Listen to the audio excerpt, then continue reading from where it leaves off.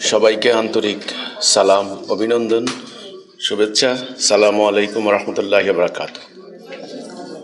আজকে আপনারা জানেন আমাদের আন্দোলনের প্রতিষ্ঠাতা ইমামুজ্জামান জনাব মোহাম্মদ বাইজিদ খান পন্নী, ওনার আজকে মৃত্যুবার্ষিকী। 2012 সালের এই দিনে তিনি প্রত্যক্ষ দুনিয়া থেকে পর্দা গ্রহণ করেন। তো আমরা যদিও ওই ধরনের ব্যাপক আয়োজনের মধ্য দিয়ে ওনার মৃত্যুবার্ষিকী পালন করার আমরা অবকাশ পাই না, তবুও এই দিনটিকে স্মরণে রেখে আমরা সংক্ষিপ্ত পরিসরে আলাপ আলোচনা, দোয়ার মাহফিল, আমাদের মহামান্য ইমামুজ্জামানের জীবন এবং কর্ম নিয়ে আমরা আলোচনা করি।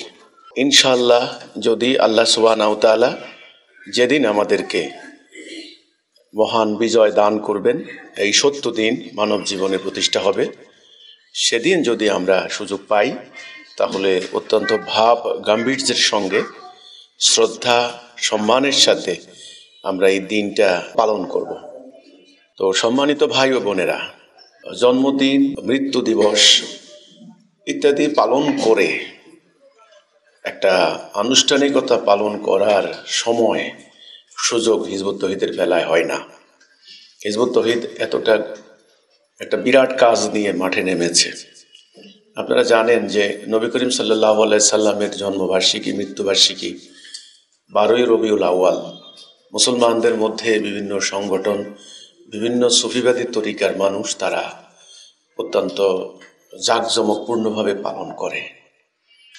কিন্তু আমরা জানি, ইতিহাস থেকে পাই, নবীর সাহাবীরা কিন্তু নবী করিম সাল্লাল্লাহু আলাইহি সাল্লামের জন্মদিন, মৃত্যু দিবস পালন করার সুযোগ পাননি। কেন পাননি? কারণ তারা একটা বিশাল দায়িত্ব নিয়ে মাঠে ছিলেন। সংগ্রাম, প্রাণান্তকর সংগ্রাম, নিরন্তর সংগ্রাম, প্রতিটা মুহূর্ত তাদের সংগ্রামে অতিবাহিত হয়েছে, প্রতিটা দিন তারা পার করেছেন রণাঙ্গনে। কাজেই এক জায়গায় বসে অতীতের স্মৃতিচারণ করে আসলে তারা কোনো দিবস পালন করার সুযোগ তারা পাননি। নবী করিম সাল্লাল্লাহু আলাইহি সাল্লামের সে কাজ যখন হিজবুত তৌহিদ কাঁধে তুলে নিয়েছে, অনেকটা হিজবুত তৌহিদের আন্দোলনের সিস্টেমটা অনেকটা ওই রকম। কোনো নির্দিষ্ট দিবস পালন করার মতো সময় আমাদের হাতে নেই। তবু আমি আজকের এই দিনটিকে আমরা ঘরোয়া পরিবেশে আলোচনা করার জন্য আমরা ঠিক করেছি। আমি আশা করব যারা নতুন আছেন, বিশেষ করে ইমামুজ্জামানকে দেখেননি, তাদের জন্য আমাদের এই আলোচনা শোনাটা অতীব জরুরি, অত্যন্ত গুরুত্বপূর্ণ। আমার সৌভাগ্য হয়েছে, মহান আল্লাহ তাআলার শুকরিয়া আদায় করি, শুকর আদায় করার ভাষা নাই। আমি মহামান্য ইমামুজ্জামানের সংস্পর্শে একদম 12 বৎসর ছিলাম। আমি খুব নিকট থেকে, খুব কাছ থেকে ওনাকে প্রত্যক্ষ করেছি। আমি দেখেছি ওনার কর্মপন্থাগুলি কেমন ছিল, ওনার নৈতিক চরিত্র কেমন, ওনার ব্যক্তিগত চরিত্র, ওনার রাগ বিরাগ কেমন ছিল, তিনি কেমন মানুষ ছিলেন, তিনি একজন মেহমানের সাথে কেমন আচরণ করতেন, তিনি সমাজের বিভিন্ন শ্রেণী পেশার মানুষকে কিভাবে ডিল করতেন, কোনো জটিল পরিস্থিতিতে তিনি কিভাবে সিদ্ধান্ত নিতেন, কোনো সংকটকালে ওনার ধীরতা, স্থিরতা কেমন ছিল, দৃঢ়তা কেমন ছিল, সেগুলি আমার সৌভাগ্য হয়েছে। আমি অত্যন্ত নিকট থেকে, কাছ থেকে ইমামুজ্জামানকে দেখেছি। তা আমার স্মৃতিতে যতটুকু আমি বলবো না আমার খুব প্রখর স্মৃতি সম্পন্ন আমি নই, তবুও যতটুকু সম্ভব হয়েছে আমি চেষ্টা করেছি এই মহামানবের কথাকে, যেগুলি তিনি বইতে লেখেননি, সেগুলিকে আমি স্মৃতিতে ধারণ করার। ইমামুজ্জামান ইন্তেকালের পর আজকে অনেকটি বছর চলে গিয়েছে। আমরা 25 সালে পদার্পণ করেছি। আপনারা জানেন এই বছরটি আমাদের জন্য একটা গুরুত্বপূর্ণ অন্য দিক দিয়ে, সেটা হলো ইমামুজ্জামানের জন্ম শতবার্ষিকী উদযাপন করতে পারি। জন্ম শতবার্ষিকীটা কি? অর্থাৎ ওনার 1925 সালে ওনার জন্ম হয়েছে, আজকে 25 সাল, মানে 100 বছর পূর্ণ হলো। ইমামুজ্জামানের এই 2025 সালটা হলো জন্ম শতবার্ষিকী। আমরা চেষ্টা করব জন্ম শতবার্ষিকীটাকে আমরা পালন করার জন্য। আগামী 2রা ফেব্রুয়ারি আমরা চেষ্টা করব মুজেজা দিবসকে যথাযোগ্য মর্যাদা, এটা বলবো না, যথাযোগ্য মর্যাদা হবে ইনশাআল্লাহ, যেদিন আল্লাহর সত্য দিন প্রতিষ্ঠা হবে। তো আমরা চেষ্টা করব প্রস্তুতি স্বরূপ 2রা ফেব্রুয়ারি মুজেজা দিবসটিকে উদযাপন করার জন্য। তো নতুনদের উদ্দেশ্যে আমি আজকে ইমামুজ্জামানের জীবনীর বিভিন্ন গুরুত্বপূর্ণ দিক নিয়ে কথা বলবো। প্রথম কথা, ইমামুজ্জামান কে ছিলেন? আগে প্রথমে এই জিনিসটি, তিনি কে, ওনাকে আমরা কিভাবে চিনব, কিভাবে ওনাকে জানব, তিনি কে ছিলেন, ওনার মতো একজন মহামানব আমাদের জীবনের জন্য কতখানি গুরুত্বপূর্ণ। আগে প্রথম দেখুন, আল্লাহ রসুল আকরাম সাল্লাল্লাহু আলাইহি সাল্লামের উপরে আল্লাহ রাব্বুল আলামিন দায়িত্ব দিয়েছেন যে সংগ্রামের মাধ্যমে এই সত্য দিনকে বিশ্বময় প্রতিষ্ঠা করা। তা রাসূলুল্লাহ লক্ষ্য সামনে নিয়ে তিনি ওনার নবুয়তের 23 বছরের জীবনে অক্লান্ত পরিশ্রম করে, সংগ্রাম করে আল্লাহর দেওয়া সত্য দিন জাজিরাতুল আরবে প্রতিষ্ঠা করেন। জাতির সামনে একটা লক্ষ্য তিনি ঠিক করে দিয়ে গেলেন, সেই লক্ষ্যটা হলো বিশ্বময় দিন প্রতিষ্ঠা করা। তো রসুল চলে যাওয়ার পর ওই লক্ষ্য সামনে নিয়ে রসুলের হাতে গড়া উম্মতে মুহাম্মদী বাকি 60-70 বছর তারা সংগ্রাম করেছেন। ফলে অর্ধ দুনিয়াতে আল্লাহর সত্য দিন প্রতিষ্ঠা হয়েছে এবং ন্যায় বিচার, সুবিচার, মানবতা, মানবাধিকার প্রতিষ্ঠা হয়েছে। কিন্তু দুর্ভাগ্যজনক ইতিহাস হলো, রসুলের সেই উম্মাহ চলে যাওয়ার পর জাতি তার লক্ষ্য থেকে বিচ্যুত হয়েছে। বিচ্যুত হওয়ার ফলে আকীদা হারিয়ে গেছে। তারা কিন্তু নামাজ ত্যাগ করে নাই, রোজা ত্যাগ করে নাই, হজ ত্যাগ করে নাই। জাতি উম্মাহ তৈরির যে লক্ষ্য, সে লক্ষ্যটা ভুলে গেছে। ফলে তারা সংগ্রাম বাদ দিয়েছে, জেহাদ বাদ দিয়েছে। জেহাদ বাদ দেওয়ার পর কর্মসূচি বিধ্বস্ত হয়েছে, ঐক্য ধ্বংস হয়েছে, একজন নেতার নেতৃত্ব তারা পরিহার করেছে। ফলে কি হয়েছে, এক সময়ের ঐক্যবদ্ধ জাতি টুকরা টুকরা হয়ে গেছে, খণ্ড বিখণ্ড হয়ে গেছে। সুশৃঙ্খল জাতি বিশৃঙ্খল হয়েছে। এক নেতার আনুগত্য করা জাতি বহু নেতৃত্ব সৃষ্টি হয়েছে। এই করতে করতে একটা পর্যায়ে শত্রুর কাছে পরাজিত হয়ে গেল।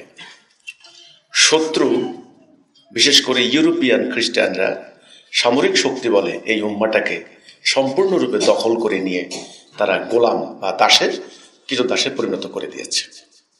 এই অবস্থায় জাতি কয়েক শতাব্দী, খুব খেয়াল করতে হবে, কয়েক শতাব্দী মুসলমান নামক জাতি ইউরোপিয়ান খ্রিস্টানদের গোলামে পরিণত হয়েছিল। এই অবস্থায় জাতি তাদের শৌর্য বীর্য হারিয়েছে, জাতি তাদের শিক্ষা দীক্ষা হারিয়েছে, ইতিহাস ঐতিহ্য হারিয়েছে। এরই মধ্যে জাতির ভিতরে নানান ধরনের ফেরকা, মাযহাব, তরিকা, দল উপদলের সৃষ্টি হয়েছে। সেই দলগুলি নিজেরা মারামারি, হানাহানি, খুনোখুনিতে লিপ্ত রয়েছে। এমত অবস্থায় জাতি দিশেহারা, কি করবে, কোন দিকে যাবে? বাহিরে শত্রুর হাতে মার খাচ্ছে, আর ভিতরে আভ্যন্তরীণ দ্বন্দ্বে নিজেরা শেষ হয়ে যাচ্ছে। একটা মানুষের দেহ, মানব দেহ, ধরুন আপনার ভেতরে আপনার যে ভাইটাল অর্গানসগুলো আছে, লাং ক্যান্সার হয়েছে, আপনার হার্টের প্রবলেম হয়েছে, হার্ট ব্লক হয়ে গেছে, উদাহরণ দিচ্ছি, আপনার ফুসফুস মানে লাং যেটা বললাম, আপনার কিডনি ড্যামেজ হয়ে গেছে, মানে ভেতরে রক্তের মধ্যে রক্ত দূষিত হয়ে গেছে। আর বাহিরে কি হচ্ছে, আপনার চামড়ার উপরে কঠিনভাবে রোগ হয়েছে, প্রচন্ড মাথা ব্যথা, আপনার কানে শুনছেন না, চোখে দেখছেন না। এই যে বাহিরের সমস্যা এবং ভিতরের সমস্যা, এই মানুষটা বাঁচার কোনো আশা আর নাই। ঠিক উম্মার সে অবস্থা হয়েছে। এমত অবস্থায় আল্লাহ রাব্বুল আলামিন দয়া করলেন উম্মার উপরে, করুণা করলেন। রাসূল ভবিষ্যৎবাণী করেছিলেন যে এমন সময় আসবে, ইসলাম শুধু নাম থাকবে, কোরআন শুধু অক্ষর থাকবে, আর মসজিদগুলি হবে লোকে লোকারণ্য, সেখানে হেদায়া থাকবে না। এই হেদায়া নিয়ে একজন উম্মার মধ্যে একজন লোক আসবেন, রাসূলুল্লাহ বলেছেন। এই জন্যে ওনার নাম হচ্ছে মাহাদি। মাহাদি আল ইসলাম বলতে সবাই চেনেন। হেদায়া নিয়ে আসবেন, এটা রাসূলের ভবিষ্যৎবাণী করা ছিল। উম্মাহ যখন এই অবস্থায় হবে তখন হেদায়া নিয়ে আল্লাহর এক বান্দা আবির্ভূত হবে। তা আমরা মনে করি যে এই জাতি যখন পথহারা, হেদায়েত থেকে বিচ্যুত, তখন আল্লাহ রাব্বুল আলামিন হেদায়েতের রাস্তা দিয়ে আল্লাহ রাব্বুল আলামিন আমাদের ইমামুজ্জামানকে পাঠিয়েছেন। এটা আমি মনে করি, কারণ হেদায়া কি জিনিস আমি জানতাম না, ইমামুজ্জামানের মাধ্যমে হেদায়া পেয়েছি। তো তিনি আমাদের জন্য এতটাই গুরুত্বপূর্ণ, আমাদের জীবনের জন্য দুনিয়ার কোনো সম্পদ দিয়েও কিন্তু ইমামুজ্জামানের মতো মহামানবকে পাওয়া যাবে না। উনি হচ্ছেন আল্লাহ তাআলার একটা স্পেশাল দান, একটা করুণা আমাদের ইমামুজ্জামান। আজকে ওনাকে নিয়ে আমার কথা। ওনার পরিবার, পারিবারিক ঐতিহ্যের কথা সবাই জানেন। করটিয়ার ঐতিহ্যবাহী জমিদার পন্নী পরিবার, সেই পরিবারের ইতিহাস, ঐতিহ্য সকলেরই জানা। সেই পরিবারের মানুষগুলির আচার আচরণ, তাদের ধ্যান ধারণা, চিন্তা ভাবনা, সেটা আমি অনেকটাই দেখেছি কাছ থেকে। কিন্তু আমি হতবাক হয়ে যাচ্ছি, হতবাক হয়ে গিয়েছি। ইমামুজ্জামান সম্পূর্ণ আলাদা মানুষ ছিলেন। তিনি পরিবারের অন্যদের ধ্যান ধারণা ধারে কাছেও ছিলেন না। ওনার পরিবারের দুটি ধারা, একটা ধারা হলো সুফিবাদী ধারা, আল্লাহওয়ালা ধারা, আরেকটা ধারা হলো চরম বস্তুবাদী দুনিয়াদারি ধারা। তো ইমামুজ্জামানের দাদা যান, তিনি কিন্তু একজন আধ্যাত্মিক সাধক ছিলেন, সুফিবাদী ধারার তিনি একজন মানুষ ছিলেন। তো যাই হোক, আমি এখন ইমামুজ্জামানের প্রসঙ্গে যেটা বলবো, যে তিনি এই সত্যটা কিভাবে পেলেন, নতুনদের উদ্দেশ্যে কথাগুলি বলা। তিনি ভাবলেন যে এক সময়ের শ্রেষ্ঠ জাতি, সেরা জাতি আজকে গোলাম কেন, এক সময়ের শাসক জাতি আজকে পরাজিত, লাঞ্ছিত কেন, এটা তিনি ভাবলেন, ভাবতে লাগলেন। ভাবতে ভাবতে আল্লাহ সুবহানাহু ওয়া তাআলা একটা পর্যায়ে ওনাকে এই জ্ঞানটা দিলেন, এই বুঝটা দিলেন। আল্লাহ রাসূল যে ইসলামটা নিয়ে আসছেন আর আজকে যে ইসলামটা পালন করা হচ্ছে, এটা সম্পূর্ণ বিপরীত, ভিন্ন, দুটা এক নয়, একটা উত্তরের একটা দক্ষিণের। কিভাবে সেই প্রকৃত ইসলাম হারিয়ে গেল, এটা নিয়ে তিনি দীর্ঘ বই লিখলেন, যে বইয়ের নাম এই ইসলাম, ইসলামী নয়। বইয়ের 400 পৃষ্ঠার বই, যেটা আপনারা জানেন, পড়লে বুঝবেন। যে বইটি বাজারে যাওয়ার সাথে সাথে তুমুল আলোড়ন সৃষ্টি হয়ে গেল। বিশেষ করে ধর্মজীবী একটা গোষ্ঠী ওনার বিরুদ্ধে আন্দোলন গড়ে তুললো, বিক্ষোভ করলো, মিছিল করলো, ওনার বাড়িতে হামলা করলো। তো যাই হোক, সেই বইতে তিনি বিস্তারিত তুলে ধরেছেন আল্লাহ রাসূলের প্রকৃত ইসলাম কিভাবে হারিয়ে গেল, ওনাকে আমি কিভাবে দেখেছি, এটা নিয়ে আমি কয়েকটা কথা বলতে চাই। আমি যখন ওনাকে পেয়েছি তখন আমার বয়স 26 কি 27, আর ওনার বয়স তখন 71 কি 72। ওনাকে প্রথম দেখার পর আমার প্রথমে একটা ধারণা ছিল যে ইসলাম নিয়ে যারা কাজ করেন তাদেরকে তো আমি অনেক দেখেছি, অনেক মাওলানা, মুফতি, শায়েখ, অনেক খতিব, মসজিদের খতিব সাহেব, মাদ্রাসার মুহতামিম। আমার এই অল্প জীবনে আমি অনেক বড় বড় ইসলামী স্কলারের সঙ্গে আমার সভা, সমাবেশ, সেমিনার, আলোচনা করার আমার সুযোগ হয়েছে। সেই হিসাবে আমার প্রথম ধারণা ছিল যে তিনি যেহেতু ইসলামী একজন নেতা, তাইলে উনি অন্যদের মতো হতে পারেন। তো প্রথম সাক্ষাতে ওনাকে যখন দেখলাম, আমি প্রথম ধাক্কা খেলাম। ওনার পরনে একটা টি শার্ট ছিল, টি শার্ট। আপনারা জানেন যে তিনি পাতার বিড়ি খেতেন, ওনার হাতে, বাম হাতে একটা ছোট্ট একটা বিড়ির ইয়ে ছিল। তো একটা সম্মেলনে যাওয়ার জন্য আমরা রেডি হলাম। আমি তখন নতুন নবাগত, আমি মেহমান। আমি এসে ওনার ড্রয়িং রুমে বসলাম। তো তিনি বেরিয়ে আসলেন। আমি প্রথম কোনো মানুষকে দেখলাম যে একটা মানুষ, এত উচ্চ বংশীয় একজন মানুষ, তিনি বলতেন, আমার কাছে অহংকার করার অনেক কিছু আছে, তোমরা আল্লাহর কাছে দোয়া করিও আমি যেন অহংকার না করি। ওনাকে বলা হতো ভার্সেটাইল জিনিয়াস। ভার্সেটাইল জিনিয়াস শব্দের অর্থ হচ্ছে বহুমুখী প্রতিভার অধিকারী। বহুমুখী, একটা টাইম একটা চরিত্রে এতগুলি গুণের সমাবেশ কিন্তু ভেরি রেয়ার, এগুলো কিন্তু হয় না। তিনি একদিকে একজন প্রখ্যাত ডাক্তার, ডাক্তার মানে তিনি বিজ্ঞান সম্পর্কে সচেতন, ঠিক আরেক দিকে তিনি একজন ধর্মতত্ত্ববিদ, তিনি একজন পণ্ডিত, তিনি একজন দার্শনিক। আচ্ছা, একদিকে তিনি একজন উচ্চবংশীয় জমিদার পরিবারের উত্তরসূরি, ওনাকে ক্যালকাটার ব্রিটিশ আমলে বলা হতো প্রিন্স বাইজিদ খান পন্নী।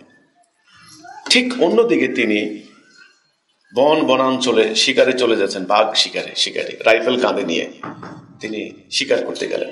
তিনি শিকারী, যিনি সুন্দরবনের মতো পৃথিবীর সবচাইতে ভয়ঙ্কর বনের বাঘ শিকার করতে পারেন। কতখানি দুর্ধর্ষ শিকারী, ভয়ঙ্কর, সে চিন্তা করতে পারবেন না। মেলবোর্নে অস্ট্রেলিয়া বাংলাদেশের রাইফেলস ক্লাবের মানে শুটিং ক্লাবের তিনি শুটার হিসেবে নির্বাচিত হয়েছেন। অলিম্পিকে বাংলাদেশ থেকে অংশগ্রহণ করা এটা কিন্তু সহজ ব্যাপার নয়, এটা আপনারা জানেন। অল্প বয়সে তিনি পার্লামেন্ট মেম্বার হয়েছিলেন। 6 জন প্রার্থীকে এট এ টাইম ওনার সঙ্গে প্রতিযোগিতা করে জামানত পর্যন্ত হারিয়েছে। জামানত হারানো কিন্তু কম না। অনেকে জমিদার পরিবার সম্পর্কে একটা নেগেটিভ ধারণা আছে অনেকের, কিন্তু মাওলানা ভাসানী সম্পর্কে যারা জানেন, এই প্রজন্ম মাওলানা ভাসানীকে চিনবে না। আমাদের প্রজন্ম আমরা কিছুটা শুনেছি মাওলানা ভাসানী সম্পর্কে। দুর্দান্ত একজন রাজনীতিবিদ বাংলাদেশের স্বাধীনতার রূপকার যদি কয়েকজনকে বলা হয়, 4 জনের মধ্যে মাওলানা ভাসানী একজন অন্যতম। সেই মাওলানা ভাসানী বলেছিলেন যে সেলিমের বিরুদ্ধে, সেলিম বলে ওনার ডাক নাম, এলাকায় ওনাকে বলা হইতো সেলিম খান পন্নী, বাইজিদ খান পন্নীর সেলিম, অনেকে সলিম বলে।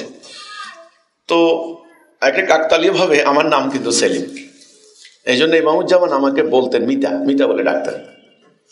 মাওলানা ভাসানী বলেছিলেন সেলিম সাহেবের বিরুদ্ধে তোমরা কেউ টিকবে না, জিতবে না।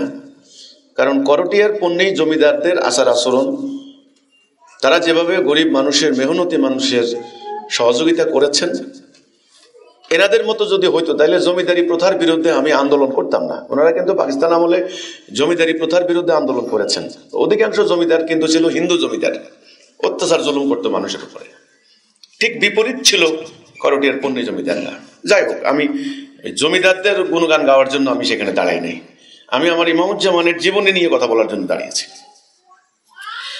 তো আমি যেটা বলার চেষ্টা করছি যে এমন একজন মানুষ, এত সরল, এত সিম্পল, এ প্রথম দেখলাম কোনো মানুষ খুব সহজে কথা বলে, সরল কথা বলে, এবং ওনার কাছে ধনী দরিদ্রের কোনো ভেদাভেদ নাই, কোনো ভেদাভেদ নাই। কোনো একটা লোককে তিনি কোনোদিন জিজ্ঞাসা করেন নাই তোমার লেখাপড়া কত, কোন ক্লাস পর্যন্ত পড়েছো, কোনো দিন না, আমি দেখিনি অন্তত কারো কাছে। তো আমরা করটিয়া সম্মেলনে গেলাম, আমি শুধু হতবাক হয়ে আশানক কোনো কিছু দেখলে যেরকম, ঠিক সেরকম আমি ওনাকে ফলো করছি, ওনাকে দেখছি, ওনার কথা শোনার চেষ্টা করছি। উনি কথা বলতেন অত্যন্ত ধীরে ধীরে ধীরে ধীরে, প্রত্যেকটা কথা একটা কথা থেকে আলাদা করা যেত। কখনো আমি দেখতাম না যে তিনি একটা শব্দ না জেনে বলেছেন। তিনি আমাদেরকে বলতেন কখনো অনুমান নির্ভর কথা বলবা না, অনুমানে কথা বলবা না, অধিকাংশ অনুমান ব্যর্থ হয়। তিনি প্রতিটা কথা বলতেন ভেবে চিনতে, খুব ধীরে সুস্থে। কত বড় সংকট এটা ওনার চেহারা দেখলে বোঝা যেত না, চেহারা কোনো প্রভাব পড়তো না যে এত বড় সংকট, উনি উদ্বিগ্ন হয়েছেন, কোনো ডিফারেন্স নাই, কোনো বোঝার কোনো সুযোগ নেই।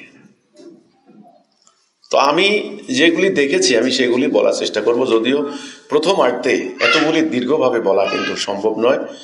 আমাদের আন্দোলনের প্রতিষ্ঠাতা কে, তিনি কি আন্দোলন প্রতিষ্ঠা করে দিয়েছেন, তিনি মানুষটা কেমন ছিলেন। আমি কখনো ওনাকে কোনো ব্যাপারে অস্থির হতে দেখিনি, অস্থিরতা ওনার ডিকশনারিতে ছিল না। কোনো ব্যাপারে ওনাকে আমি উদ্বিগ্ন হতে দেখি নাই। আল্লাহর উপরে ভরসা, নির্ভরশীলতায় এতখানি নির্ভরশীল মানুষ হতে পারে, হতবাক হয়ে গেছি আমি শুনে। ওনার ছেলের বয়স তখন 26 বছর, আমার বয়সে বড়, আমাদের সাদত ভাই আমরা বলি, বড় ভাইয়া, উনি দুর্ঘটনায় ইন্তেকাল করেছেন। একটা জীবন্ত জলজ্যান্ত তরুণ, অবিবাহিত, আনম্যারিড, ঘর থেকে বেরিয়ে গেল, হঠাৎ যদি শুনে যে ছেলেটা মারা গেছে, তখন বাবা মা কেমন আর্তনাদ করে, ইমামুজ্জামান হাসপাতালে গেলেন, গিয়ে শুধু ওনার লাশটা দেখে শুধু এটুক একটা শব্দ উচ্চারণ করলেন, আচ্ছা বিষয়টা তো আল্লাহ দেখেছেন, আল্লাহর জ্ঞানের বাইরে তো হয় নাই, এই কথাটা বলেছেন। কান্নাকাটি, চিৎকার, চেঁচামেচি কিচ্ছু না। আমি প্রশ্ন করলাম যে ইমামুজ্জামান, ওই তাৎক্ষণিকভাবে আপনি বিষয়টা কিভাবে হজম করলেন?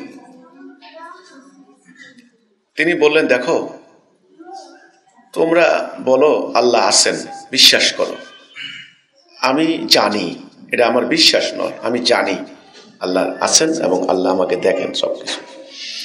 এই যে জানা এবং বিশ্বাস, এই দুইয়ের মধ্যে বিস্তর তফাৎ আছে। উনি বলতেন আমি জানি। তো এই কথাটা আমি অন্য একদিন আলোচনা করব, জানা এবং বিশ্বাসের মধ্যে। তা আমি দেখলাম আল্লাহর জ্ঞানের বাহিরে হয়নি, সেজন্য আমি উদ্বিগ্ন হইনি, আমি আল্লাহর উপর সুপর্দ করে দিয়েছি। যখন সালা কায়েম করতেন, আপনারা তো এখন সালার প্রতি খুবই উদাসীন, আমরা উদাসীন। তিনি যখন সালা কায়েম করতেন, একদিন আমি মিটিং শেষ করে আমি বিদায় নেব, তিনি বললেন যে একটু বসো, আমি মাগরিবের সালাটা কায়েম করি। তো মাগরিবের সালা কায়েম করতে তিনি বসছেন। একটা সেজদা করতে গিয়ে এত ধীরে সুস্থে এতক্ষণ সেজদা, একটা রুকুর মধ্যে এতক্ষণ রুকু, দীর্ঘক্ষণ ধরে 3 রাকাত সালা কায়েম করতে ওনার অনেক সময় লেগেছে। এবং সালাতের পরে ওনার দোয়া, এমন ওনার কিছু অজিফা ছিল, কিছু অজিফা তিনি অনুসরণ করতেন। সেই অজিফাগুলি কিছু কিছু আমাকে তিনি নসিহত করেছেন।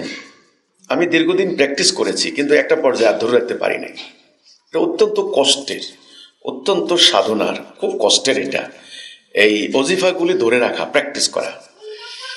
চেষ্টা করেছি বেশ দীর্ঘদিন, কিন্তু পারলাম না এটা ধরে রাখতে। এই ব্যস্ততা, এই সংঘাত, সংঘর্ষ, কারণ আমার আর ওনার মানে এটা আমি কিন্তু তুলনা করছি না, আস্তাগফিরুল্লাহ, তুলনা অতুলনীয় না, ওনার সাথে কারো তুলনীয় না, হ্যাঁ, তুলনা করছি না।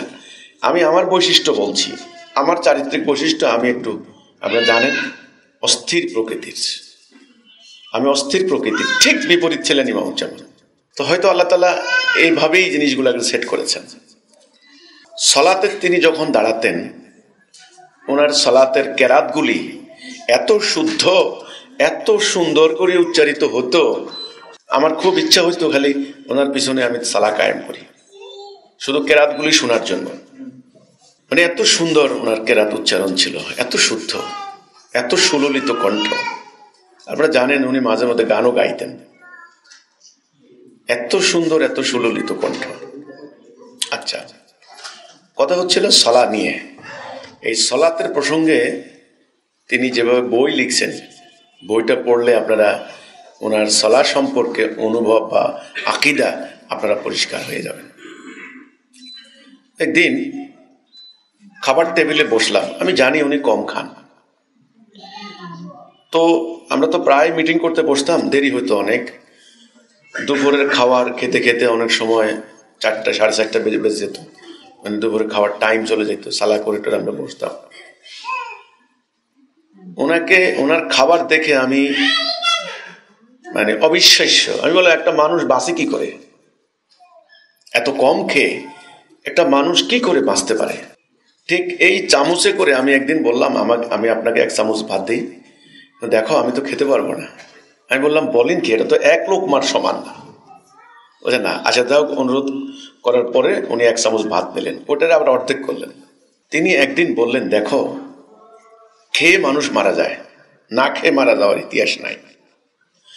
উনি বললেন, আমি ডাক্তার, মেডিকেল সায়েন্স থেকে বলতে পারি, তুমি যদি বেশি খাও তাহলে তোমার নানান ধরনের ব্যারাম হবে।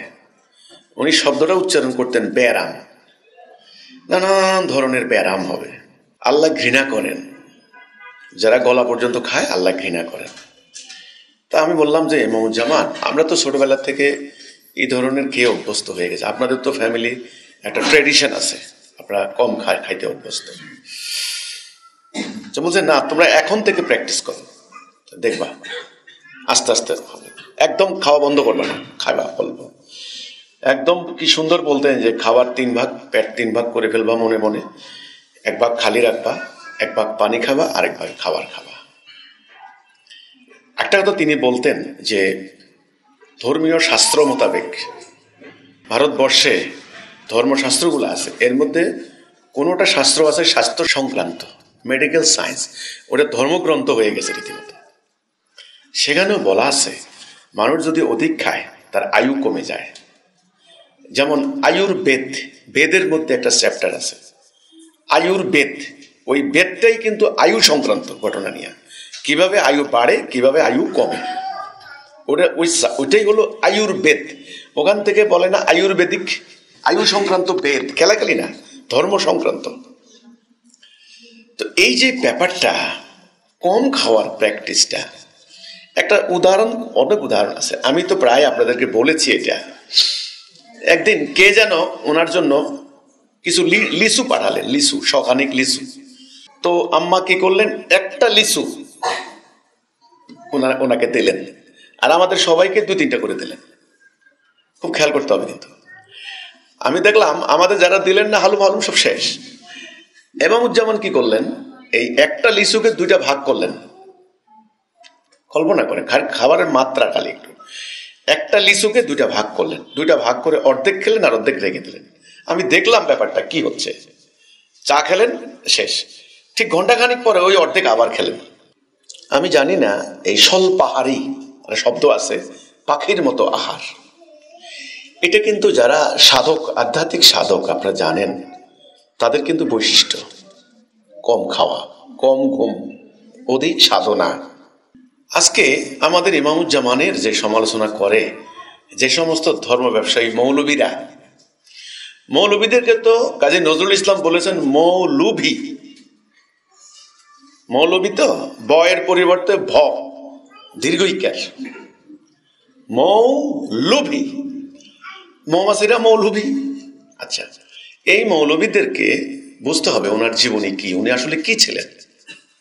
জনাব মোহাম্মদ বাইজিদ খান পন্ডিত, ওনার জন্য কোনো জিনিস কেউ বাজার থেকে কিনে নিতে পারতো না। কিনে আনলে উনি বলতেন, রাগ করতেন যে এই আমার জন্য এগুলো কিনে আনছো কেন, তোমার নিজে কেন পয়সা খরচ করছো, গরিব অসহায় ওদেরকে দাও, আমাকে দেওয়া লাগবে না, আমার যথেষ্ট আছে আলহামদুলিল্লাহ। যদি তুমি ঘরে কিছু রান্না করো, তোমার খেতে কিছু উৎপাদন হয়, তাহলে তুমি উৎপাদিত ফসল পণ্য থেকে 2-1টা কিছু দিতে পারো। তুমি শখ করছো, তুমি খেতে পড়ছো, আমার কথা মনে পড়ছে, কিছু আনতে পারো, কিন্তু কিনে আনবে না। তিনি বলতেন আমি এটাও নিতাম না, নবী করিম সাল্লাল্লাহু আলাইহি সাল্লাম নিয়েছেন বলে এটা আমি নিচ্ছি। আমাদের আমিরদেরও এই ক্ষেত্রে ইমামুজ্জামানের জীবনীগুলি কেউ তো আসলে মনোযোগ দিয়ে শুনে না, কেউ তো বলে না আপনি যে ইমামুজ্জামানকে দেখেছেন কেমন দেখেছেন। সবসময় সব কথা তো আসেও না, কথার পরিবেশও থাকে না ঠিক মতো। এটা কিন্তু সাংঘাতিক একটা ব্যাপার স্যাপার। উনি ওনার পরিবারের কোনো একটা কাজ যদি কোনো সদস্য দিয়ে করাতেন, সঙ্গে সঙ্গে পারিশ্রমিক দিয়ে দিতেন। এটা মানে কয়জন মানুষ আসলে এটা প্র্যাকটিস করেন আমার সন্দেহ আছে, কয়জন মানুষ এটা প্র্যাকটিস করেন সন্দেহ আছে। যেই কোনো কাজ ফ্যামিলির, ওনার ব্যক্তিগত যেই কোনো কাজ তিনি করাবেন, তার পারিশ্রমিক দিয়ে দেবেন। তিনি বলতেন তোমাদেরকে হিজবুত তৌহিদে আনা হয়েছে আমার ব্যক্তিগত কাজ করার জন্য না। খেয়াল করেন, তোমরা হিজবুত তৌহিদে এসেছো কি আল্লাহর দ্বীন প্রতিষ্ঠা করার জন্য, আমি তোমাদের কাছে সেটা চাই, তোমরা আল্লাহর দ্বীন প্রতিষ্ঠা করো, আমার ব্যক্তিগত কাজ করতে হবে না, আমাকে সার্ভিস দিতে হবে না। অথচ আজকে পীর সাহেবরা তারা মুরিদদের দিয়ে হাত টিপান, পা টিপান, কত কাহিনী। যে আপনারা তুলনা করছেন কার সাথে, যিনি এরকম চরিত্রের মানুষ ছিলেন। আমি বলতে গেলে তো অনেক কথা, আজকে তো আমি বললাম আমার আরেকটা প্রোগ্রাম আছে, সেই জন্য আমি বলতে পারছি না এত দীর্ঘ। ওনার সাথে যে জিনিসগুলি আমি দেখেছি, ওনার জীবনীর, ওনার চরিত্রের বিভিন্ন দিক, সেটাই আমি তুলে ধরার চেষ্টা করছি। আমি দেখতাম যখন আমাদের কোনো শাখায় মারামারি লাগতো, তিনি দেখতেন যে উনি খবর নিতেন ফলাফল কি। আগে তিনি বলতেন ওদেরকে জিজ্ঞাসা করো ওরা কি দাঁড়াবে, দাঁড়াবে না পালাবে, নাকি ওখান থেকে সরে যাবে, কোনটা করবে। তারা যদি বলতো যে আমরা দাঁড়াবো, তখন তিনি বললেন আল্লাহ ভরসা, আল্লাহ দাঁড়াবো। যখন শুনতেন যে কেউ পালিয়েছে, ঘৃণা করতেন, ওনার সামনে আসতে পারতো না। যখন শুনতেন যে দাঁড়িয়েছে, তখন তিনি চেহারা ওনার উজ্জ্বল হয়ে যেত, উনি অনেক তাকে বাহবা দিতেন। একবার পত্রিকাতে বরিশালের একটা মেয়ে অ্যারেস্ট হলো, একটা গ্রুপ মেয়ে, আমাদের একদল মেয়ে অ্যারেস্ট হয়েছে, তো পত্রিকা ছবি আসছে, তখন তো খুব মহা উল্লাসে জঙ্গি নাটক সাজিয়ে পত্রিকার ছবি দিয়ে প্রচার করে দিত। এইসব নাটক তো এখন প্রকাশিত হয়ে গেছে, এটা একটা নাটক ছিল। তো ইমামুজ্জামান দেখলেন একটা মেয়ে হাসে, ওই হাত করা অবস্থায় পুলিশের বেষ্টনী, মেয়েটা হাসতেছে। ইমামুজ্জামান বললেন, মেয়েটাকে আমার সুসংবাদ দাও, আমার শুভেচ্ছা দাও, যে আমি ওর উপর অত্যন্ত খুশি হয়েছি। এই যে জিনিসটা রণাঙ্গনে যদি কেউ পালিয়েছে শুনতেন, উনি ঘৃণা করতেন। আসলে উনি পুরো দস্তুর একজন সৈনিক ছিলেন। উনি ওনার খাকসার আন্দোলনের, ওনার জীবনের ইতিবৃত্ত তিনি আমাদের কাছে বহুবার বলেছেন। হ্যাঁ, অসম সাহসী, অসামান্য সাহস ওনার ছিল। উনি অনেকগুলি ঘটনা বলেছে, সেগুলো ঘটনা বলতে গেলে প্রচুর টাইম লাগবে। আমার কিছু কিছু মনে আছে, সমগ্র ঘটনা বলতে গেলে প্রচুর সময় লাগবে। শুধু এইটুকু বলতে চাচ্ছি যে খাকসার আন্দোলনের টাইমে একটা নিয়ম ছিল, ঘরের মধ্যে কেউ ঘুমাতে পারবে না, বাহিরে তাঁবু টাঙিয়ে ঘুমাতে হতো। ঘর আছে বাট ঘরে ঘুমানো যাবে না, তাঁবুতে ঘুমাবে। ফজরের আজান দিলে সবাই লেফট রাইট প্যারেড করে বেলচা কাঁধে নিয়ে জামাতে সামিল হতে হবে। এই যে একটা ডিসিপ্লিন সামরিক জীবন, উনি ওনার যৌবনকালে সেটা ব্যয় করেছেন। উনি যখন দেখতেন কোনো ছেলে বা মেয়ে, বিশেষ করে ছেলেদের অল্প বয়সে বিয়ে করছে, খুবই নিরুৎসাহিত করতেন। তিনি বলতেন যে যৌবনকালটাই হচ্ছে সংগ্রাম করার বয়স, বিয়ে করে বার হয়ে যাচ্ছ কেন? তিনি বলতেন, আমি 45 বছর বয়সে বিয়ে করেছি। তো আসলে ইমামুজ্জামান একজন সাধক ছিলেন। আসলে উনি নিজেকে সাধনা করেছেন, এটা সত্যে উপনীত হওয়ার জন্য, সত্যকে বিজয়ী করার জন্য। ওনাকে যখন গ্রেপ্তার করা হলো, আপনারা জানেন যে ওনাকে বালিশ দেওয়া হয়নি, তো ওনাকে পাউরুটি দেওয়া হয়েছিল। সেই পাউরুটিকে মাথায় নিয়ে তিনি ঘুমিয়েছেন 15 দিন ধরে জেআইসি বলতে জয়েন্ট ইন্টারোগেশন সেল উত্তরাতে ছিল। এটা অত্যন্ত খারাপ একটা জায়গা। এখানে সব ধরনের টর্চার করা হয়, সব ধরনের কথা বের করার জন্য। তখন তো জঙ্গি নাটক সাজিয়ে ওনাকে গ্রেপ্তার করা হয়েছে 2003 সালে। সেখানে জেআইসিতে ওনাকে নির্যাতন করা হয়েছে 15 দিন। তো সেখান থেকে বের হওয়ার পরে ওনার চোখের জ্যোতি চলে গেছে, উনি আর চোখে দেখেন না। ওনার চোখের সামনে উচ্চ ক্ষমতা সম্পন্ন হাই পাওয়ার, হাই ভোল্টেজের বৈদ্যুতিক বাল্ব ওনার চোখের সামনে দেওয়া হয়েছে। তো উনি নির্যাতনের মুখে একবার শুধু বলেছিলেন যে তোমরা আমাকে নির্যাতন না করে বরং আমাকে শুট করে দাও, আমাকে হত্যা করে ফেলো, এটা তোমাদের জন্য ভালো হবে, সহজ হবে। আমি যেটা বলি নাই, যেটা করি নাই, আমার উপর টর্চার করে কোনো লাভ হবে না। যেটা সত্য বলেছি এটা ইসলাম না, শেষ কথা। তো এই ঘটনাগুলি বলতে গেলে প্রচুর সময় দরকার। আমি যেটা আগে বলেছি, আমি খুশি হতাম যদি হিজবুত তৌহিদের নতুন সদস্যরা ইমামুজ্জামান সম্পর্কে জানার আগ্রহ দেখাতেন। তা আমি মনে করি আগ্রহটা সৃষ্টি করার দায়িত্ব আমাদের অন্যান্য সদস্যদের। যেহেতু আমরা ওনার আদর্শের উত্তরাধিকার, সেহেতু আমাদের উচিত হবে ওনার লাইফকে আমাদেরকে জানা। তো একদিন আমাদের আম্মা ফোন দিলেন যে ইমামুজ্জামান তোমাদের বাসায় আসবে। তা আমি এটা শুনে তো আমি অস্থির হয়ে গেছি। আমাদের মেসে উনি কিভাবে আসবেন? আমরা মেসে থাকি, অবশ্য মেস বলতে অনেকে এখন পরিষ্কার পরিচ্ছন্ন রাখে না, কিন্তু আমাদের মেসটা অন্যরকম ছিল। আমাদের মেসটা মোটামুটি বেশ গুছানো পরিপাটি আমরা রাখতাম, কারণ ওখানে মিটিং টিটিং হইতো। তো উনি আমার মেসে গিয়ে হাজির। আমি তাড়াহুড়ো করে একটা চৌকিতে ঘুমাতাম, ওই চৌকিটা আমি উল্টে রাখলাম, তো একটা চাদর বিছিয়ে দিলাম। উনি কি করলেন, ওই চাদরের ওর মধ্যে বসে পড়লেন ফ্লোর পিছনে। উনি জিজ্ঞাসা করলেন পশ্চিম কোন দিকে? তা আমি বললাম যেমন পশ্চিমটা এদিকে, কারণ গলিটা একটু এরকম, গলিতে ঢুকলে মানুষ ওখান থেকে ঢুকে ওই মতিঝিল বের হইতে হয়, তো গলিটা অনেকটা এরকম। এরকম গলি ঢুকলে অনেকে দিক মানে দিশা ই করে, কোনটা উত্তর দিক কোনটা দক্ষিণ দিক বুঝে যায় না। আমি বললাম এদিকে, উনি বললেন যে না এদিকে, তাহলে আমি পিঠ দেবো এদিকে। না, আমি স্ট্রেক হলো আমার পশ্চিম দিকে পিঠ দেওয়াটা উনি কোনোদিন দেখি নাই পশ্চিম দিকে কাবার দিকে পিঠ দিয়ে বসছে। এই যে আমি বসলাম না, ওরকম ভাবে উনি বসেন না। উনি সবসময় কাবার, উনি হয় উত্তর দিকে পিঠ দিতেন, নাইলে দক্ষিণ দিকে পিঠ দিতেন, পশ্চিম দিকে কখনো পিঠ দিয়ে বসেননি। কাবার প্রতি এত সম্মান, এত ইজ্জত, এত ভক্তি, সত্যিকার অর্থে আমি আর কোনো মানুষকে কোনোদিন দেখিনি। আমি সবসময় ফলো করতাম যে ওনার জুতাগুলি রাখতেন সবসময় এইভাবে পশ্চিম দিকে, জুতার গোড়ালিগুলি পশ্চিম দিকে দিতেন না, সবসময় বলতেন জুতার, এটা কোনো ভুল হইতো না, কখনো ভুল হইতো না। মানে মেনটেন করতেন কিভাবে। আজকে যারা ওনার সমালোচনা করছে, ওনাকে ইত্যাদি ইত্যাদি গালাগালি করছে, আল্লাহর গজবে এরা ধ্বংস হয়ে যাবে, আল্লাহর লানতে ধ্বংস হয়ে। এরা যে কত বড় বেয়াদব। উনি রাসূলুল্লাহর নাম যখন নিতেন, উনি দুই আঙ্গুলকে ইয়ে করে উনি বারবার চুমা খাইতেন আর চোখের মধ্যে লাগাইতেন। তা আমি একদিন বললাম, যেমন এটা এটা কেন করছেন, তখন এটা কাহিনী একদিন উনি বলছেন, এটা অন্য এক সময় বলবো। তো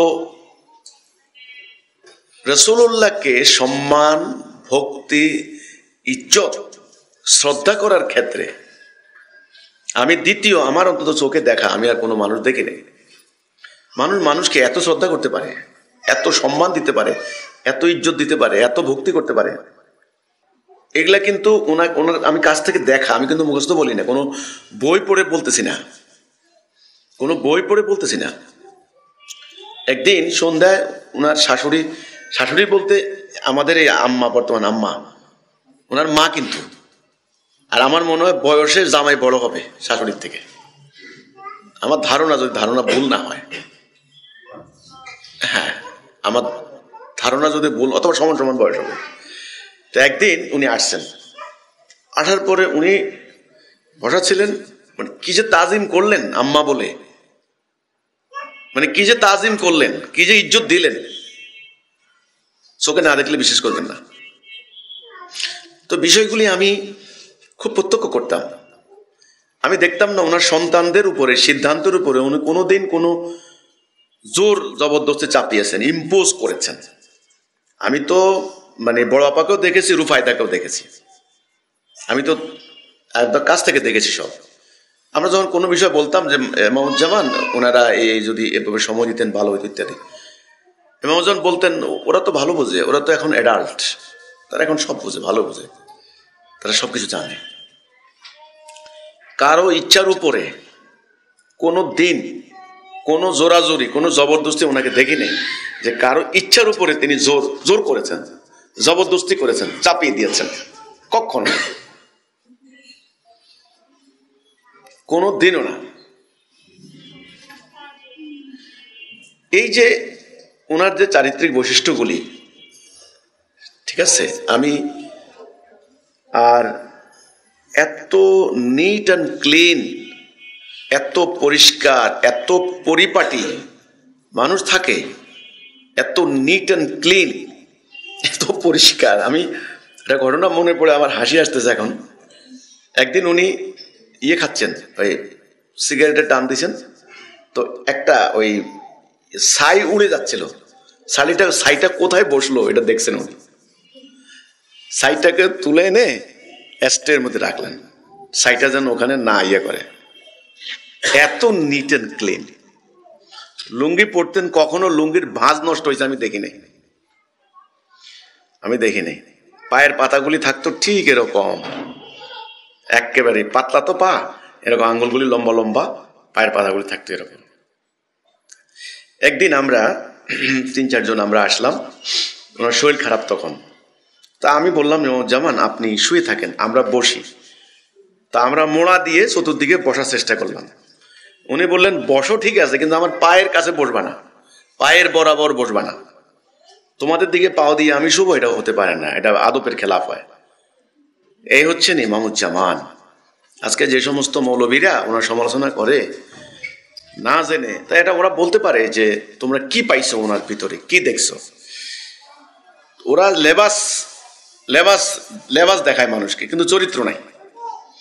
কোনোদিন দেখতে দেখি নাই কোনো একটা কথা মিথ্যার লেশ। আমি নিজে টাঙ্গাইলের করটিয়ার লোকদেরকে জিজ্ঞাসা করেছি। আমি তখন খুব কিউরিয়াস, মানে খুব কিউরিয়াসিটি ছিল আমার। ওনার বিরুদ্ধে আন্দোলন হচ্ছে, মিছিল হচ্ছে ওনার ফাঁসির দাবিতে। তা আমি করটিয়ার সাধারণ মানুষকে জিজ্ঞাসা করেছি যে আপনারা যে এই যে পন্নী সাহেবের ব্যাপারে এত কথাবার্তা আপনাদের, উনি আসলে মানুষ কেমন? প্রত্যেকটা লোক আমাকে বলেছে যে ভাই বিশ্বাস করেন ওনার মতো এরকম ভদ্র মানুষ আর হতে পারে না। হ্যাঁ, উনি জীবনে মিথ্যা বলেন নাই, কাউকে ঠকান নাই, কারো কাছ থেকে 10টা টাকা উনি নেন নাই, বরং ওনার কাছ থেকে সবাই টাকা নিয়েছে। উনি একদিন বলতেন আমি যত টাকা মানুষের কাছে পাবো যদি আমাকে শুধু ফেরত দেয় তাহলে বাকি জীবন আমি কিছু করা লাগবে না আমার, একথা উনি বলতেন। তো তাহলে আপনারা ওনার বিরুদ্ধে এরকম করলেন কেন? বলছে আরে ভাই বলেন না, উনি কি একটা ধর্ম আনছে, আমাদের হুজুররা এটা মানে না। আমাদের বাপদাদা 14 পুরুষ গেছে একদিকে, উনি কি একটা ধর্ম আনছে, এ ধর্ম আনছে। এখন না, উনি তো কোনো ধর্ম আনেন নাই, আসলে উনি ইসলামের রূপটা তুলে ধরছেন যেটা আপনাদের কাছে অজানা ছিল। তখনই বলে আমরা কি আর অতটা বুঝি, হুজুররা বলে শুনি, এই যাও, এটা অন্য কথা। তো ওনার এই যে সরলতা, ওনার লাজুকতা, এটা বিস্ময়কর। সরল মানুষ কিরকম হতে পারে? মনে হয় এমন আপনি ওনাকে ধোকা দিয়ে ফেলতে পারবেন। উনি কিন্তু বুঝে, এবং এটাও বুঝে আপনার ইন্টেনশন কি। আপনি কিছু টাকা চাচ্ছেন তো ধোকা দেওয়ার দরকার নাই। উনি ওইভাবে, মানে সরল, সোজা কথা। একটা মানুষ সরল হইলে যা হয় আর কি, কিন্তু বোকা নন, সাবধান। উনি সরল, সিম্পল এবং উদার, কঠিন উদার মানুষ। কাউকে দাওয়াত দিলে আমি দেখতাম উনি বারবার খবর নিতেন কি রান্না হচ্ছে। কারণ এটার জমিদারি একটা ট্রেডিশনও ছিল ওনাদের ঘরে। খুব অতৃপ্তি নিয়ে কেউ যাবে এটা হতে পারে না। তো যদিও জমিদারি নাই, কিন্তু কিছু ফ্যামিলির কিছু ঐতিহ্য, কিছু ট্রেডিশন, কিছু বড় মানসিকতা, এগুলা কিন্তু রয়ে গেছে ওনার চরিত্রে।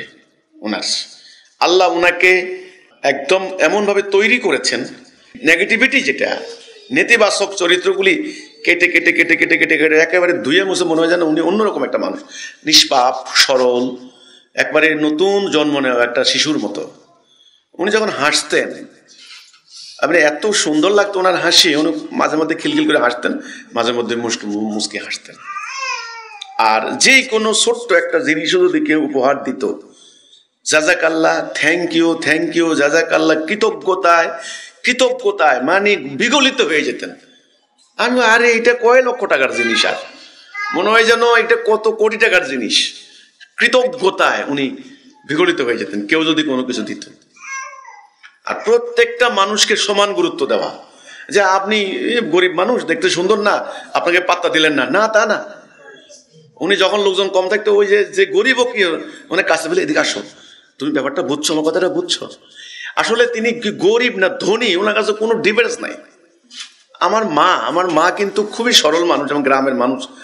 আমার মা নোয়াখালীর ভাষায় বলতেন, 100% নোয়াখালীর ভাষা। ইমামুজ্জামান এমনও হয়েছে ঘন্টার পর ঘন্টা আমার মার কথা শুনেছেন বসে বসে, হাসতে হাসতে তিনি লুটুপুটি খেয়েছেন, এরকম অবস্থা। ওই যে মা ওই এলাকায় গন্ডগোল করলে মোল্লারা কি বলেন নোয়াখালীর লাইনে নোয়াখালী ভাষায় বলতেন আর কি।